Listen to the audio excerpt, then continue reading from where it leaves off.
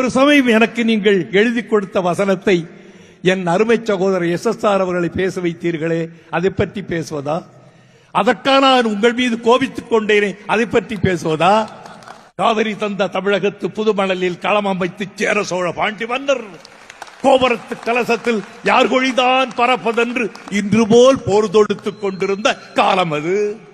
860 அடி ஒரு ஷாட். ஒரு ரீலுக்கு 1000 அடிதான் உண்டு. 2 ஷாட் 2 டேக் ஓகே.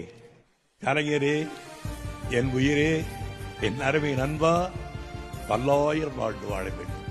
உங்களுடைய தமிழ், உங்களுடைய அரசியல், உங்களுடைய குடும்பம் ஆள்போல் தழைக்க வேண்டும், அழகுபோல் வேறொன்ற வேண்டும். பல்லாண்டு வாழ்ந்து நீங்கள் இந்த நாட்டுக்கு சேவை செய்ய வேண்டும். இது என்னுடைய இதயத்தின் அடித்தளத்திலிருந்து எழுகின்ற அன்பான வாழ்த்து.